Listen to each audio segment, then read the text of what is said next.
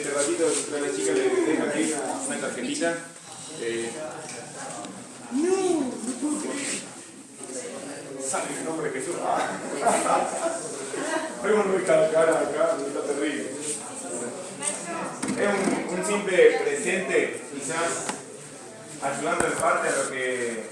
Ahora para que hagan silencio. No importa. Y mientras están repartiendo se hace un poco de bulla. Le va a ayudar bastante respecto a lo que estuvimos hablando ayer. ¿Sí? Una serie de declaraciones de la Biblia sobre ustedes. Está muy bueno descubrir en la palabra todo lo que Dios dice. La Biblia es la palabra de Dios. Pero está mucho más bueno descubrir lo que Dios dice de vos en la Biblia. Dios habla de vos en la Biblia. Aquí hay una serie de versículos con las declaraciones que vos podés sacar de ese versículo de lo que Dios dice sobre tu vida. ¿Sí? Guárdenla en lo posible, traten de no tirarla. Hay una dirección ahí abajo, no le den bolillas a esa dirección. Pero tiene un precio. Tiene un manga.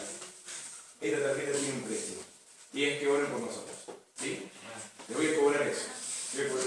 Me lo dieron para que supuestamente la vendiera. Soy un peor comerciante del mundo. Pero bueno, esto tiene un precio. Y es que ustedes por ahí dentro de la Biblia, dobladas, no, donde la tengan, ¿sí? Cada tanto, por ahí cuando se acuerden en estos días, oren por nosotros, por mí, por Debbie, por Victoria. ¿Sí? Y miren, les dejo un desafío. Pídanle a Dios que no nos deje llevar una vida ordinaria. ¿Sí? Pídanle eso. Cuando se acuerden de nosotros así, por ahí van manejando, ¿sí? ¿Te acordaste? Dice, Señor, acordate de esos dos carros, largueros, medio pesados, qué sé yo, todo lo que vos quieras. Decir, que no lleven una vida ordinaria. ¿Sí? Bien, pueden guardar esa tarjetita, nada más. ¿Sobraron bañas? Bien. Las que sobraron no tendrán precio. No. ¿A qué tal sobraron? Si a alguien le faltó, quedan todavía. ¿Cómo están? Bien. Me alegro. Hace unos meses atrás estuve en una reunión en la que el predicador habló 2 horas 50 y... no llegó a 3 horas, pero 57, 58 minutos. ¿Viste? Y vos decís, no puede ser. Y porque siempre está la idea o la bastante mediocre y mala enseñanza de que para jóvenes hay que hablar 15 minutos. Y es cierto que la cabeza aguanta lo que aguanta la cola, eso es cierto, pero cuando Dios habla, a veces 3 horas te pueden parecer 15 minutos también. No es que me estoy atajando a lo que viene, para nada. Estoy defendiendo de lo que pasó. No. Así que ténganme paciencia. Vamos a hacer una cosa antes de entrar en el tema. ¿Sí? Les pido perdón también a todos aquellos que esta mañana, cuando me levantaba, me hice hablar, no sabía que era un desafío de silencio, que debía estar en silencio hasta las 11 de la mañana. Vi varios maleducados que les dije buenos días y no me respondieron nada. Después me hicieron la aclaración. Después Martín me dijo que estaba justo en hora de silencio y qué animal. Pero bueno, perdón por eso. Nos vamos a poner de a dos, con quien vos quieras. Con quien vos quieras y vamos a orar. ¿Sí? Vamos a tener un momentito de oración orando el uno por el otro. Como si yo orara con Andrés. No sé, Andrés sí. Bueno, vos vas a orar con él, pero bueno. Yo voy a pedirle a Dios que Dios le hable a él. Así de sencillo, ¿sí? No voy a orar por la escuela solitaria, por un montón de cosas. Lo que voy a orar ahora específicamente por el otro es decirle, Señor, yo te pido que en este tiempo le hables, abrirle el corazón, ¿sí? Que Dios le abra el corazón, me ayude a estar atento, que quite el cansancio a lo mejor, porque se resiente a veces el tercer día de campamento, ¿sí? Quite el cansancio y que Dios hable. Y lo mismo vos, por él. ¿Cómo? No sé, pensé que decías algo. Voy a detrás de la ventana. Bien, oramos, nos ponemos a dos, si alguno tiene que excusarse, perdón, como quiera.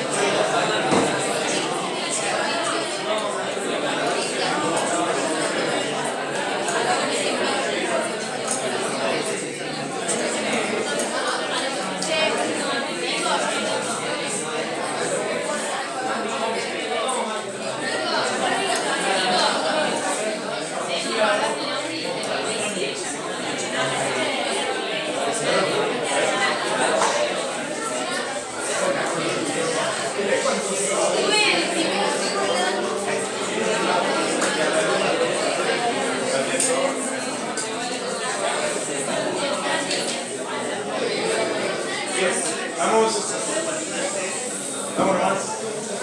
No queda nadie orando. No. Por ahora no oramos más. Esperen ahora. Basta de orar ahora un ratito. Si se descontextualiza eso de error. Vamos a entrar en el tema. ¿Sí? Vamos a entrar en el tema. Antes, sí, yo sé que ya la mayoría se la rezaba, entonces está re canchero y lo van diciendo antes que yo. Pero quiero que levanten su Biblia. ¿Sí? Se la van a reaprender esta declaración. Bien arriba, bien arriba. Ahí va. Acordate, si no tenés Biblia o señalá una, si no llegás, ¿sí? Acompáñame y declara conmigo, esta es mi Biblia. Soy todo lo que dice que soy. Tengo todo lo que dice que tengo. Y puedo hacer todo lo que dice que puedo hacer. Confieso que mi mente está abierta, mi corazón dispuesto para recibir la preciosa, maravillosa, hermosa, sabrosa e indestructible semilla de la palabra de Dios. Nunca más seré igual. En el nombre de Jesús. Amén. Salud. Abran la Biblia en 1 Samuel.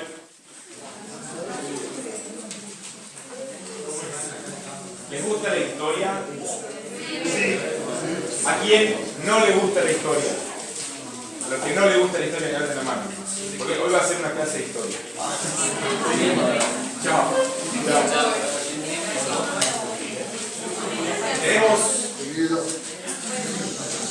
Tenemos una primera etapa en este mensaje de una, en cierta manera, extensa, a lo que estamos acostumbrados a veces, observación bíblica. ¿Sí? Vamos a leer un capítulo entero y después incluso vamos a leer algunas cositas más. Pero yo necesito que presten mucha atención de manera que optimicemos el tiempo de este mensaje y no tengamos que leer y después repetir todo lo que leímos. ¿Sí? Me entienden sentido. Entonces, como ya me aclararon varias veces que su IQ es bastante alto, ¿sí?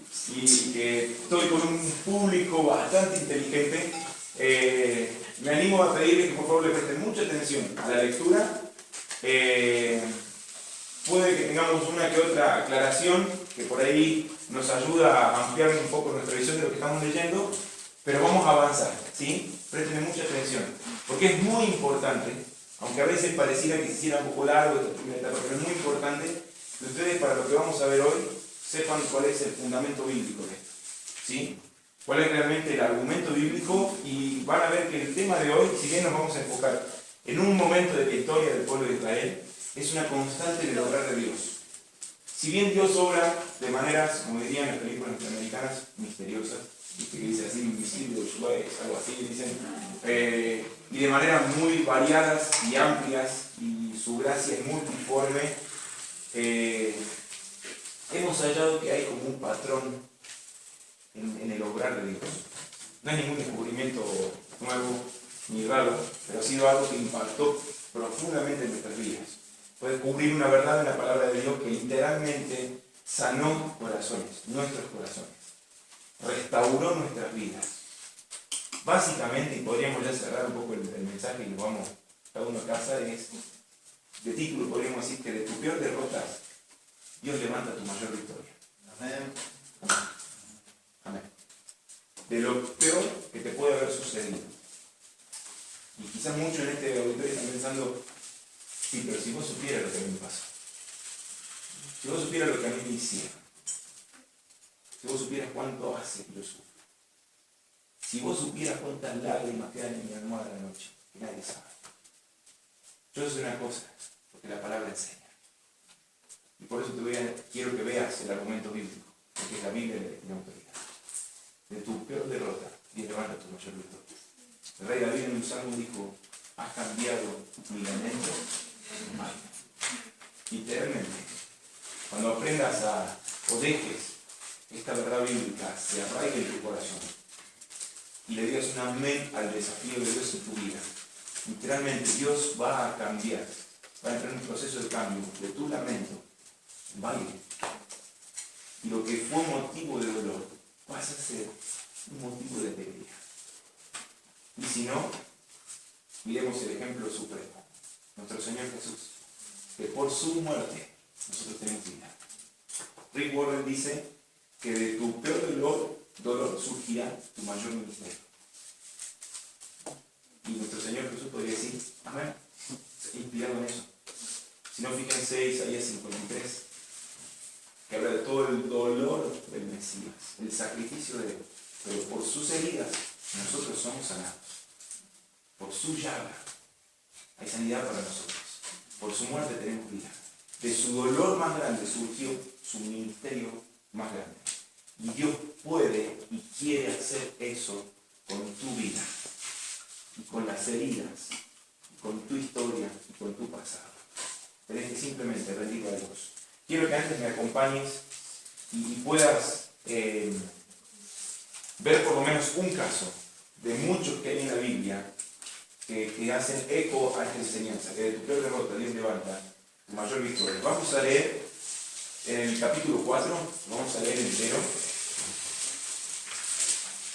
Y mientras lo vamos leyendo, una de las cosas que quiero que vayas entendiendo, el capítulo 4 de 1 Samuel quizás es la historia más dura del pueblo de Israel, es el momento más duro, de la historia del pueblo de Israel.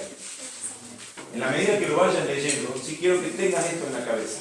Es, por así decirlo, es el peor de los capítulos para el pueblo de Israel. Empieza así. Versículo 1, ¿lo tienen? 1 Samuel 4:1. ¿Sí? El peor de los capítulos en la historia del pueblo de Israel. Dice, la palabra de Samuel llegó a todo el pueblo de Israel. Pensé que era para mí. Y en aquellos días los israelitas salieron a enfrentarse con los filisteos. Paramos un ratito ahora. ¿Quiénes eran los filisteos? El pueblo enemigo de Dios, ¿sí? Los enemigos del pueblo de Israel.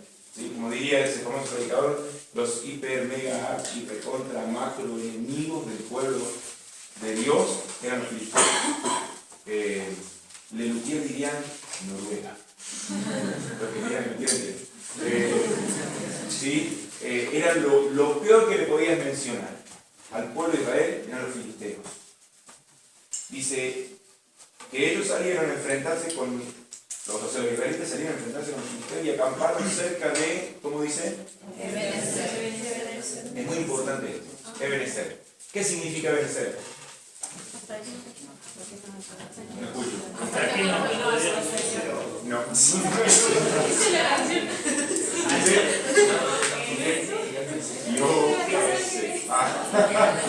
Seguimos, pues estamos con el tiempo. Creo que muchas veces escucho eso, que vencer significa hasta aquí nos ayudó Jehová. ¿Cuántas veces lo escuchamos nosotros? Muchas. Muchísimas. ¿Y no significa eso? Quiero decir eso. Significa piedra de ayuda. Fíjense que hay muchas Biblias que quizás tienen un asterisco. ¿Sí? Vayan al pie de la página, está el asterisco igualito al otro y dice abajo, deben ser, bueno, si no está, no sé qué Biblia está leyendo, no. Pero piedra de ayuda significa. Pero ya vamos a llegar a la parte esa que va a decir, ¿y por qué todo decimos que vencer significa aquí no ayuda Jehová? Espera. Pero es un lindo comentario como para decir, no todo lo que siempre escuchamos es tal cual como lo escuchamos. Sigo por si no se va a ir. Los filisteos que habían acampado en Afec, versículo 2 de esto, ¿no?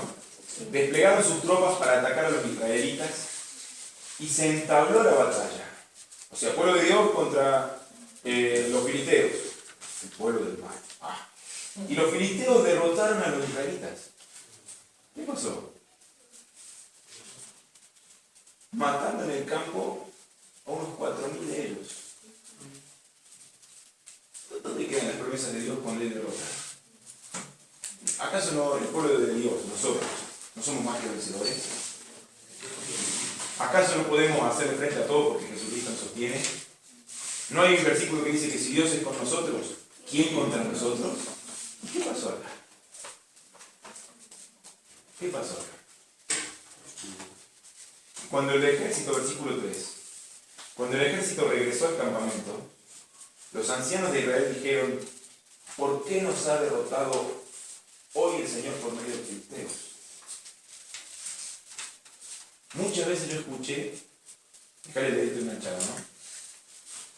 Decir, nunca le preguntes a Dios por qué, pregúntale para qué. Cuando Jesús estuvo en la cruz, a Dios le preguntó por qué.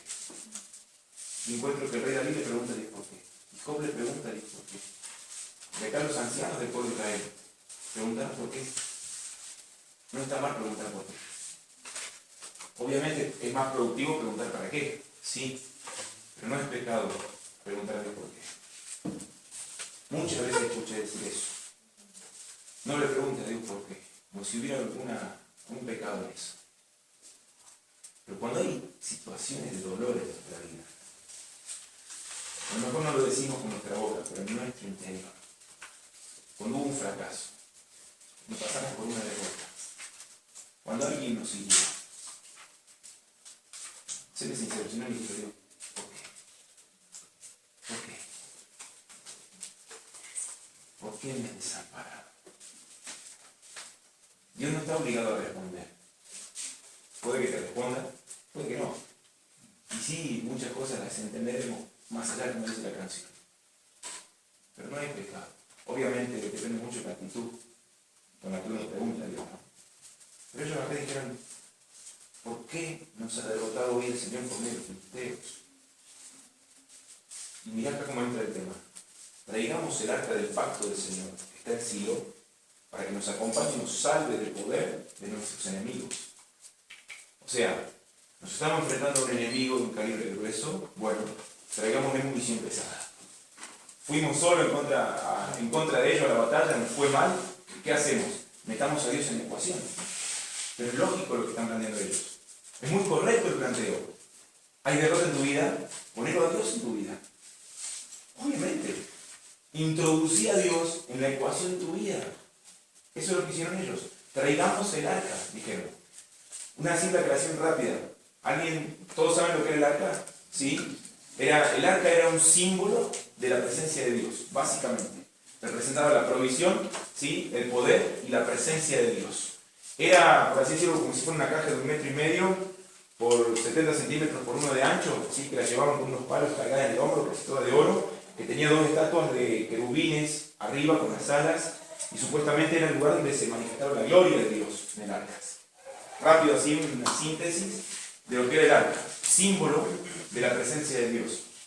Y el arca era lo más valioso para el pueblo de Israel. Era lo de más valor para todo israelita. Todo judío puede cambiar su hija antes de cambiar el arca. ¿Entendés? ¿Sí? Valía más el arca aún que sus hijos, que su propia familia. Ya te vas a dar cuenta de esto. Ahora dijeron, está bien, el enemigo, ya va a ver, lo voy a poner a Dios en mi vida. Vamos a ver qué pasa.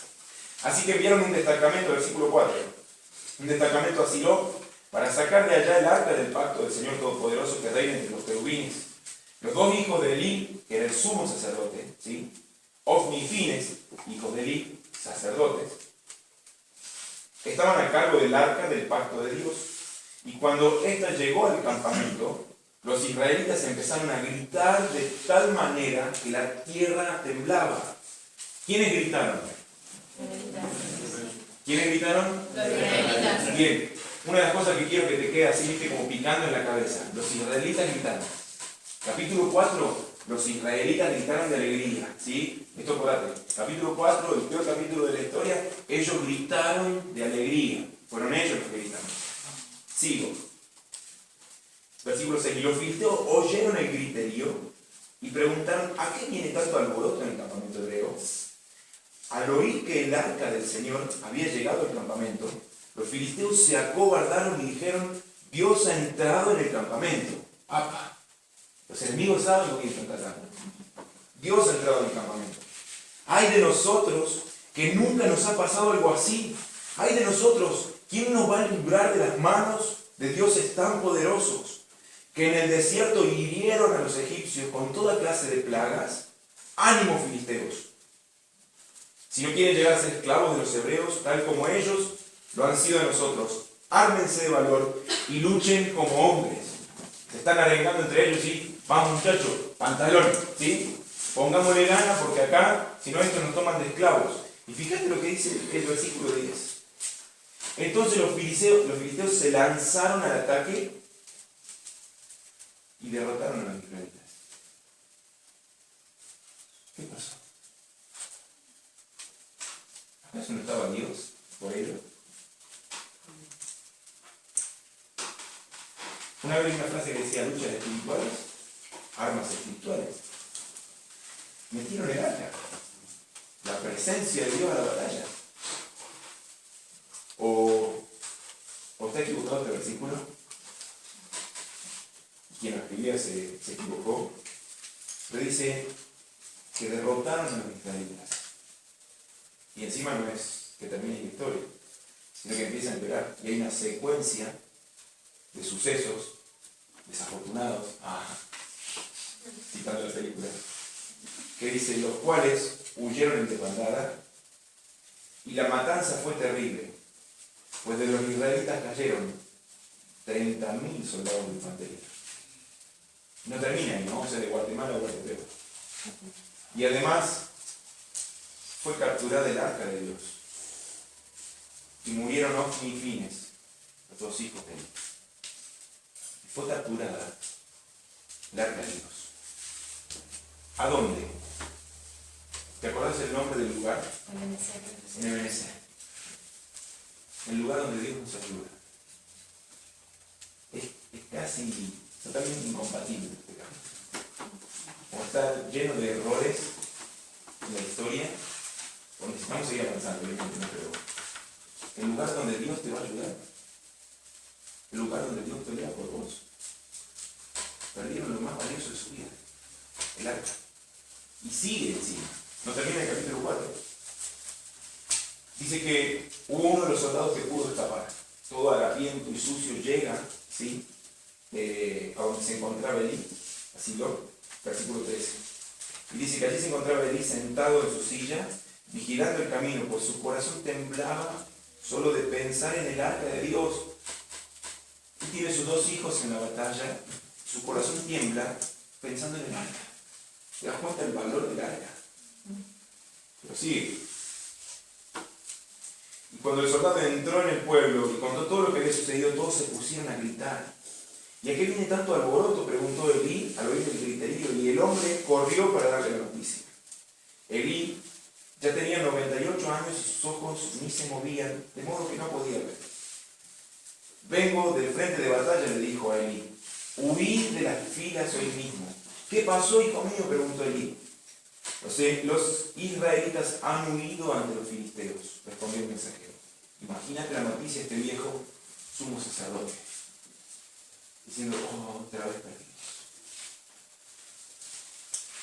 El ejército ha sufrido una derrota terrible. Además, tus dos hijos, Ofni y Fines, han muerto. Qué noticia tan padre. Tus dos hijos murieron, Ofni y Fines. Escucha esto. Y el arca de Dios ha sido capturada. Solamente de oír mencionar el arca de Dios, Elí se fue de espaldas, cayéndose de la silla junto a la puerta. Como era ya viejo y pesaba mucho, se rompió la nuca y murió. Durante 40 años había dirigido al pueblo de Israel.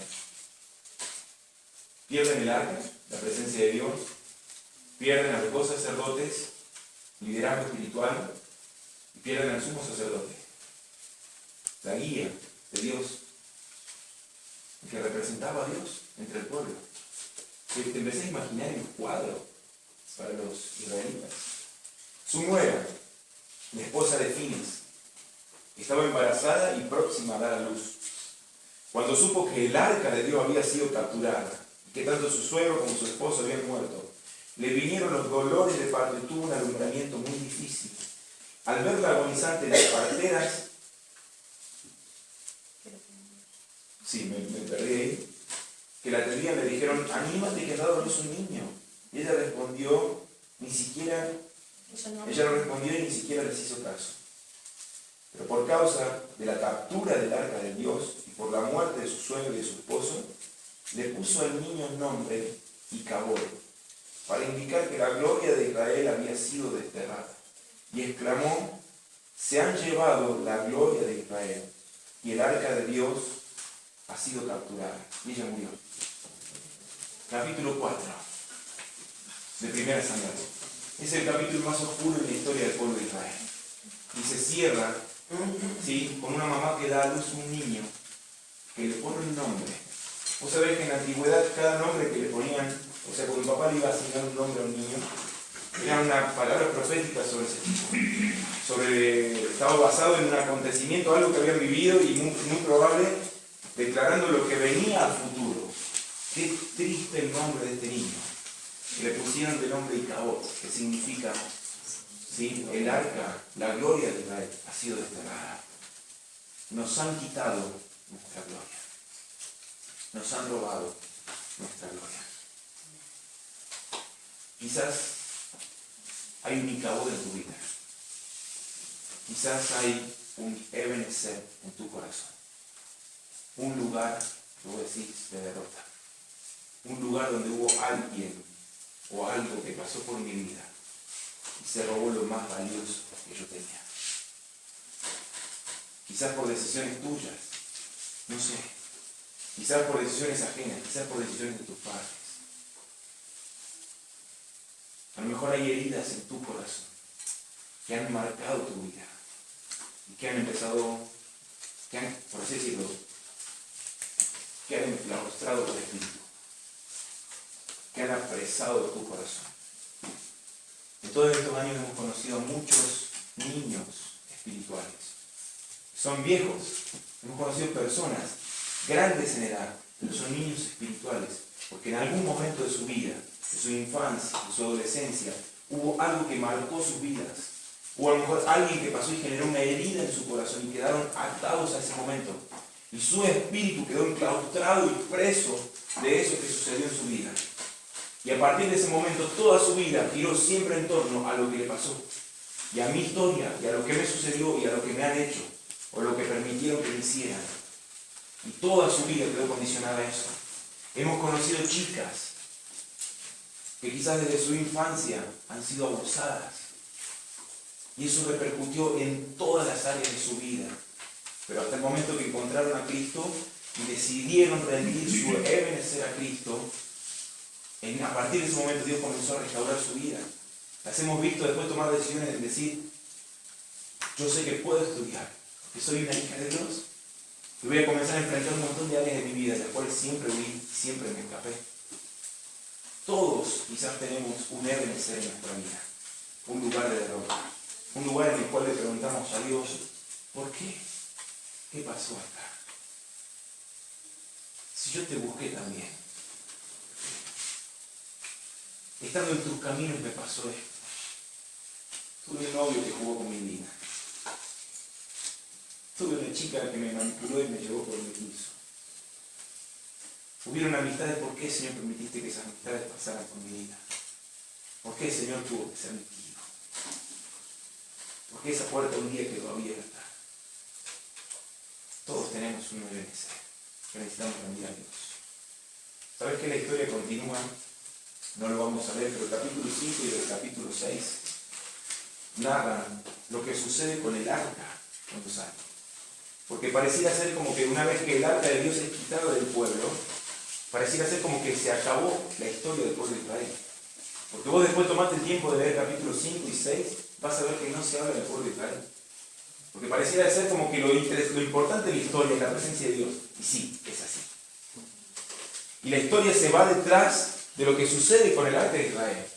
Y muchas veces, si nosotros pensamos que en medio del dolor, Dios, ¿dónde está? ¿Cuántas veces le preguntaste a Dios, Señor, ¿dónde estás? Cuando a mí me duele, ¿dónde estás? Hace unos años atrás hablaba con un joven en un campamento al cual sus líderes que estaban en el campamento habían llegado a la conclusión de que había que hacer una liberación. Y hago la conclusión a la que habían llegado. Y no sé si era tan así. ¿Sabes qué? Lo único que hacía falta era sentarse un ratito con un corazón abierto y darle un abrazo en el nombre de Jesús. Y después de una larga charla y escuchar un montón de reproches, empezó este chico a abrir el corazón y toda esa dureza que él tenía y todas las creencias que él había levantado en su vida estaban basadas en mucho dolor de su pasado. Y me empezó a decir, ¿dónde estaba Dios cuando mi papá llegaba borracho a mi casa y abusaba de mi mamá y yo tenía que ver eso? ¿Dónde estaba Dios cuando a causa de eso yo empecé a drogarme? Porque tenía que escapar de mi casa porque no aguantaba a mi viejo. Así me decía. ¿Dónde estaba Dios con lágrimas y bronca adentro? Mucha bronca. Y me decía, ¿dónde estaba Dios cuando yo me tenía que ir por las noches y encontré amigos que me ofrecieron un porro? ¿Dónde estaba Dios cuando yo empecé a chupar y a drogarme? ¿Dónde estaba Dios cuando yo después empecé a hacer lo que mi viejo hacía con las mujeres que se cruzaban en mi vida? ¿Dónde estaba Dios cuando a mí me duele? Yo lo único que puedo decir es, ¿sabes dónde estaba Dios? Estaba dentro tuyo, cargando con tu dolor y ungiendo tus lágrimas. Porque eso es lo que hizo Cristo en la cruz. Y aunque vos le puedas decir de todo y lo escupas al Señor en la cara, Él se va a agachar y va a lavar tus pies. El Salmo 51:17 dice que Dios no desprecia un corazón hecho pedazos. Dios no se resiste a un corazón dolido. Como le dije, simplemente Dios estaba en tu corazón, cargando con tus heridas y poniendo tu dolor en sus espaldas.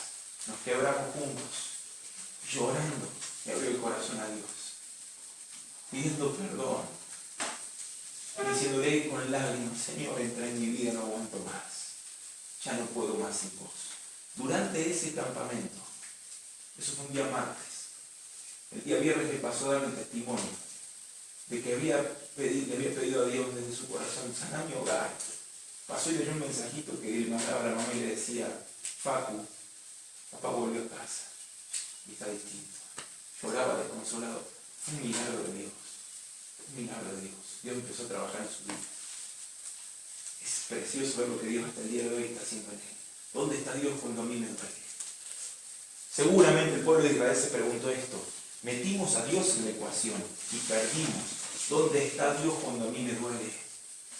¿Dónde está Dios cuando yo lo busco y hay silencio? Cuando yo le pregunto, Señor, ¿por qué me pasó esto? ¿Por qué permitiste que pasara esto en mi vida? Y hay silencio. ¿Sabes qué? Durante 20 años el pueblo de Israel experimentó el silencio de Dios. ¿Sabes lo que es sentir que durante 20 años Dios no te habla? Dios no aparece. Dios pareciera ser que simplemente fue una idea de los antepasados. ¿Dónde está el poder de Dios? ¿Acaso no iba a estar con nosotros todos los días? ¿Acaso la presencia de Dios no nos iba a acompañar por siempre? ¿Y por qué tenemos que vivir derrotados? ¿Por qué tuvo que pasar esto con nosotros? Después tomate un tiempo para leer capítulos 5 y 6 y vas a ver que en medio de todo ese silencio Dios seguía trabajando. Aunque los israelitas no pudieran verlo, ni siquiera pudieran saber lo que estaba sucediendo, Dios estaba trabajando por ellos. Dios estaba encargándose de preparar el escenario para la más grande victoria del pueblo de Israel. Era necesario que el arca de Dios fuera quitada de ellos, para que el arca de Dios llegara a las ciudades filisteas. ¿Sabes qué hicieron los filisteos cuando se robaron el arca? Ellos la llevaron como un trofeo de guerra. Era costumbre de los pueblos de antes. Y era ir paseando por las diferentes ciudades de ellos con los trofeos de guerra, con los esclavos y con todo el botín de la guerra. Y el botín más grande que tenían era el Dios de los hebreos. ¡Ja, ja! Acá está el Dios de los hebreos, el que abrió el mar rojo, el que mandó las plagas, el que aniquiló a los egipcios, lo tenemos nosotros. ¡Ja, ja! ¡Qué victoria! ¿Sabés qué hicieron los filisteos? Enseguida llevaron el arca a la primera ciudad cabecera. Tenían 5 ciudades cabeceras los filisteos: Asdod, Gat, Ascalón, Ecrón y Gaza. 5 ciudades cabeceras, atestadas de filisteos, llenas. Millones de filisteos había en esas 5 ciudades.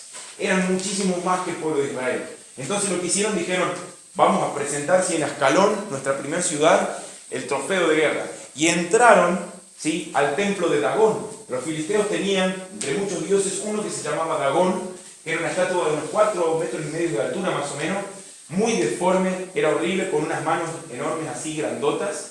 ¿Sabes qué es lo que hacían ellos ahí? Calentaban con fuego las manos, ¿sí?, de Dagón, y le echaban sus primogénitos, las manos ardiendo.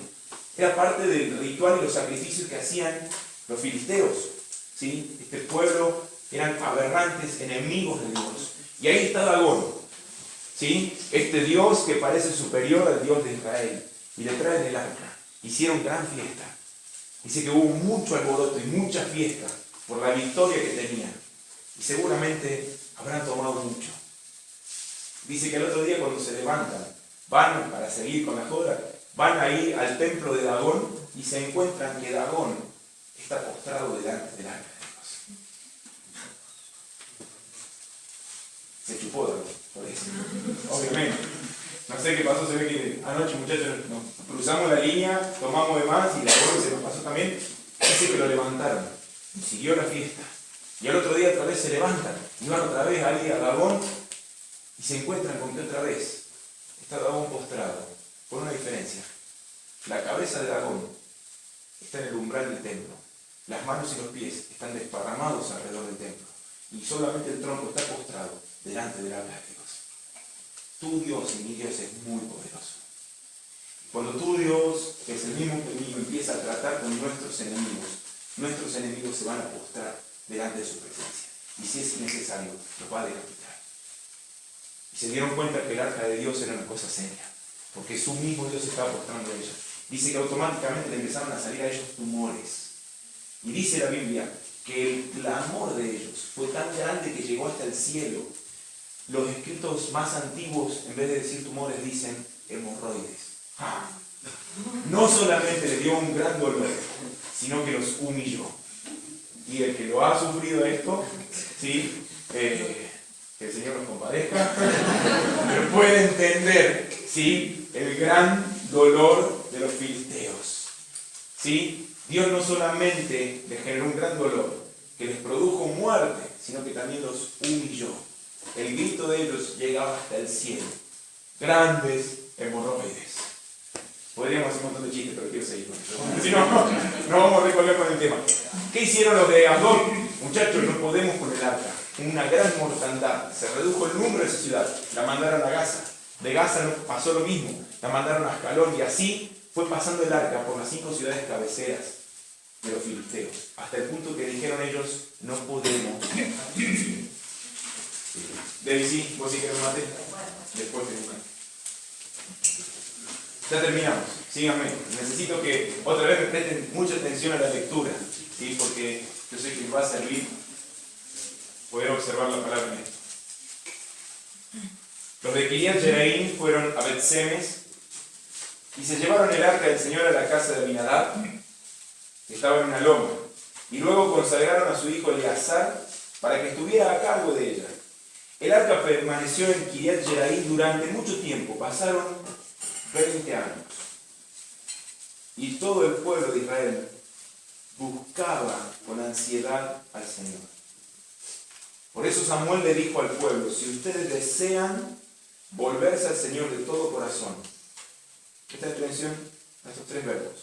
Si ustedes desean volverse al Señor de todo corazón, desháganse de los dioses extranjeros y las imágenes de Astarte y dedíquense totalmente a servir solo al Señor. Desean, deshagan, dedíquense. Y Él los librará del poder de los filisteos. Acabo de armar otro mensaje. Las 3D de Dios. Un Dios 3D. Desean que salgan 3D. Me acabo de ocurrir, pero bueno. Versículo 4. Versículo 4. Así que los israelitas echaron afuera los ídolos de Baal y a las imágenes de Astarté y sirvieron solo al Señor. Y luego Samuel ordenó: reúnan a todo Israel en Mizpa, para que yo ruegue al Señor por ustedes. Y cuando los israelitas se reunieron en Mizpa, sacaron agua y la derramaron ante el Señor. También ayunaron durante el día y públicamente confesaron: hemos pecado contra el Señor. Y fue en Mizpa donde Samuel comenzó a gobernar a los israelitas. Presta atención. Cuando los filisteos se enteraron de que los israelitas se habían reunido en Mizpa, los jefes de los filisteos marcharon contra Israel. Re pesado el filisteo. ¿Sí? Cuando más o menos están otra vez ahí agarrando viaje, muchachos, no los dejemos que se levanten los israelitas. Marcharon contra Israel. Y al darse cuenta de esto, los israelitas tuvieron miedo de los filisteos. Y le dijeron a Samuel: no dejes de clamar al Señor por nosotros, para que nos salve del poder de los filisteos. Y Samuel tomó entonces un cordero pequeño y lo ofreció en holocausto al Señor. Y luego clamó al Señor en favor de Israel. Y el Señor respondió. Hubo un sacrificio. Hubo un sacrificio. Y el Señor respondió. Y mira esto, muy importante esta primera palabrita del versículo 10. Mientras Samuel ofrecía el sacrificio, los filisteos avanzaron para atacar a Israel. Pero aquel día el Señor lanzó grandes truenos contra los filisteos.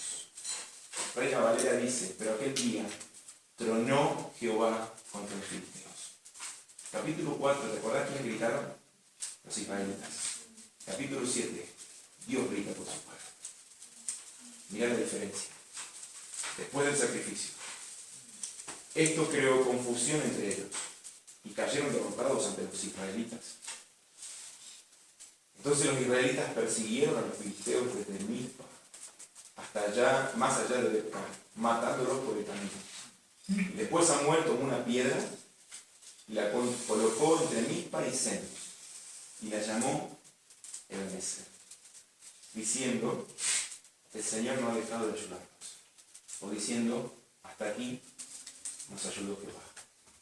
Durante toda la vida de Samuel, el Señor manifestó su poder sobre los filisteos.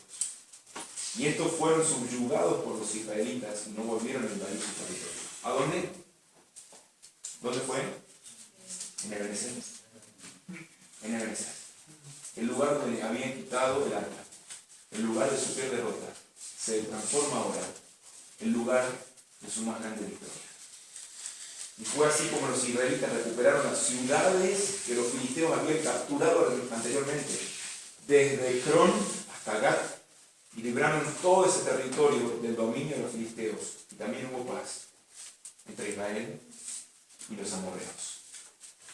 ¿A dónde? En Ebenezer. El lugar de la peor derrota, Dios lo transformó en el lugar de la más grande victoria. En el lugar donde se plantó un monumento, puso una piedra. Eso significaba, era un macebá, era una piedra que se le colocaba en el lugar, para que todo el que pasara por ese lugar viera la piedra, recordara que en ese lugar había pasado algo. Samuel se encargó de plantar, ¿sí?, un testimonio para que todo israelita se acordara de que en Ebenezer, que en el lugar de la peor derrota, Dios se había encargado de levantar la más grande victoria mientras se ofrecía un sacrificio. Yo te pido que aguantes unos minutitos más y escuches un ratito lo siguiente. Bueno, dos cosas. Primero, un mate. Siempre un mate. Porque si te necesitas hablar con ellos, te pares donde estás y te des un buen estirón.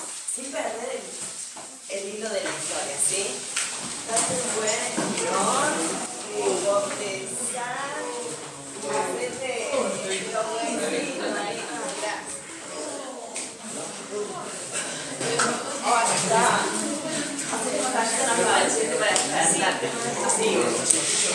Bien.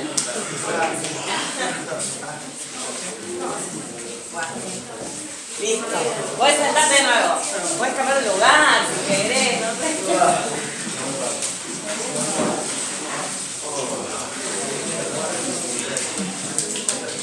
¿Cuánto tiempo esperó el pueblo de Israel? 20 años. Tu edad es lo que yo esperé por la respuesta de Dios. 20 años. ¿Quién tiene 20?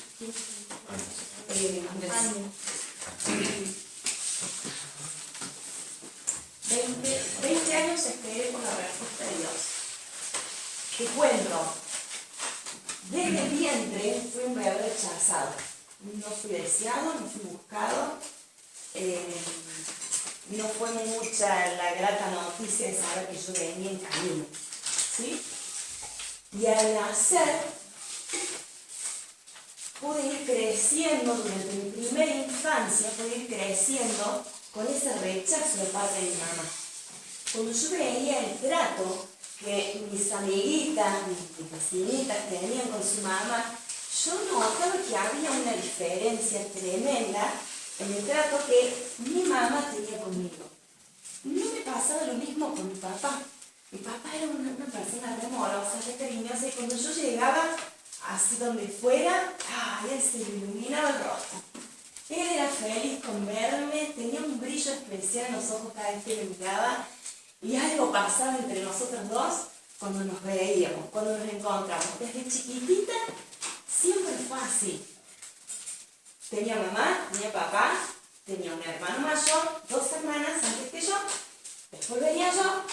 Los domingos íbamos a la iglesia, como muchos de ustedes tal vez se criaron desde chiquitito, como algunos les saben decir, una cristiana, como si la cuna fuera cristiana. Y de chiquitito íbamos a la iglesia, y los fines de semana parecíamos la hermosa familia Ingars. ¿Quién se acuerda de esa familia Ingars? Era toda perfecta, hermosa. Tiene mi edad. Me mentí. Pero la realidad en casa cambiaba, parecíamos malos Simpson, que era otra cosa. No era lo mismo que se veía los fines de semana a lo que se veía en casa. A medida que fui creciendo, empecé a darme cuenta que pasaban ciertas cosas que no estaban bien. Te estoy hablando, tenía de 6 años para abajo, ¿sí? En esa época, la primera infancia. Yo notaba que había mucha violencia verbal.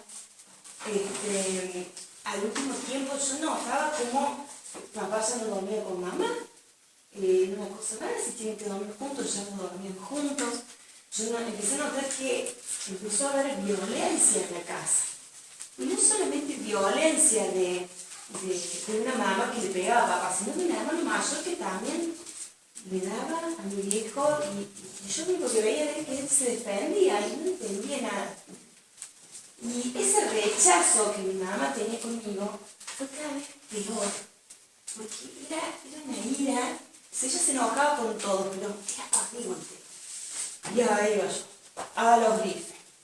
Y así fue pasando los años, hasta que una tarde, más o menos a los 6 años y medio, me encerraron en el auto, me dijeron, vos quedate acá, no entres. Y yo veía que desfilaba gente en mi casa, entraba el vecino que era doctor, salía, entraba mi tía, salía, entraba mi abuela, salía, entraba. Son una cosa que yo no entendía nada, a mí me agarró como un ataque de pánico por estar encerrada en el auto. Y cuando pude zafar, abrí la puerta, salí corriendo, y cuando salí corriendo del auto, mi papá sale de la casa, sale con un bolso armado y me dice, mirá, me voy, yo te voy a seguir hablando, pero yo me tengo que ir. Aquello que me daba seguridad era él, porque la seguridad y el cariño yo no me encontraba en mi mamá, me encontraba en mi papá, y aquello que me daba seguridad se subió al auto y se fue. Yo empecé a salir corriendo, corrí cuadras y cuadras y el auto se fue, yo nunca lo pude alcanzar, volví corriendo a casa. Y mi mamá, la única explicación que me dijo, papá y yo ya nos queremos, no me voy a venir más de esta casa, no me vas a ver más. Imagínate 6 años, lo que me daba seguridad, yo no podía creer. Lloré toda una tarde entera, no entendía nada. dije, bueno, tal vez esto es ahora y después pasará. ¿Qué sé yo? Tenía 6 años, no sé. El tema es que fueron hasta los 10 años que yo no vi más a mi papá. Mi hogar se tornó bastante oscuro y feo. Mis 2 hermanos mayores se fueron de casa. Mi hermana, que me sigue, trabajaba todo el día para poder ganar algo. ¿Por qué? Porque mi papá, el dinero que mandaba para nosotros, mi mamá se lo gastaba para ella y no nos atendía como una mamá tiene que atender a sus hijos. Fue una mamá ausente por completo. Ella se empezó a dedicar a la prostitución, empezó a dedicar a la brujería. En mi casa ya no había luz, no había gas, no había comida, no había nada. Lo único que había era cada 15 días, más o menos aproximadamente, un señor distinto en mi casa durmiendo en la habitación que tenía que dormir mi mamá. Y en ese ambiente oscuro fui creciendo. Así que en esa época teníamos un árbol de café, acá hay muchos árboles de café que son, bueno, yo era chiquita, pero yo lo veía enorme, así que ese árbol del frente de mi casa se transformó en mi lugar seguro.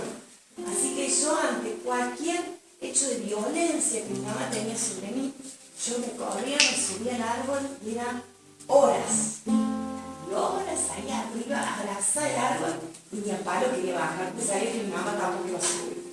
Así que me subía al árbol y de abajo, ya no me daba con qué pegarme. Ya la chaqueta no alcanzaba, la mano no alcanzaba, el cinto, la manguera. Ya al último ya era como que ya necesitaba hasta la hebilla del cinto. Ya era una descarga de ira que tenía sobre mí. Nunca me festejó cumpleaños y los regalos que mi papá me mandaba ya los hacía devolver con la promesa de que me iba a dar ella los regalos, pero los que nunca aparecieron. No hubieron fiestas de cumpleaños, no hubieron navidades. En un momento a otro me enteré que la no existía, papá no existía, lo llamaba. ¿Por qué no enterás? Y fui creciendo con eso y es una ausencia muy grande porque yo necesitaba a mi mamá. Una mujer, un varón también, una mujer lo necesita mucho porque yo le veía arreglarse y por ahí le preguntaba qué hacía y ella me corría porque ella se arreglaba para ella, para salir en la noche. Y muchas veces trajo por mucho tiempo hombres a casa. Y una tarde yo estaba en la habitación mirando televisión y uno de estos señores era demasiado amoroso para mí. Y a mí no me gustaba que fuera tan amoroso. Y él insistía con que tenía que ser amoroso porque él era mi nuevo papá. Yo le miraba a mi mamá diciendo, hace algo. Y mi mamá así se reía. Y él quería que yo fuera amorosa con él y que le dijera papá. Yo decía, no entendía nada yo, pero sería lo que estaba segura es que no me gustaba. Una tarde mi mamá me dejó sola con él. Se fue, mi hermana también, estuvimos todos solos y él entró a la habitación donde yo estaba. Y entre juego y juego, hubo un abuso de parte. Yo recuerdo que la verdad no entendía nada. Yo me empecé que no me gustaba. Me sentí incómoda y rara. Y escuché la puerta de casa abrirse y hacía como 3 años que mi hermano mayor no venía. Cuando él entró y vio ese cuadro, me pegó un grito. Yo me sentí tan mal porque dije, algo mal hice yo. Me sentí tan culpable, me dijo, vestite, andate afuera, que tu mamá no entre. No llegué, vos me entres a casa. Así que yo me vestí, salí afuera, a donde subí, al árbol de café, y estuve como hasta las 3 de la mañana subida ahí hasta que mi mamá apareció. Cuando yo encontré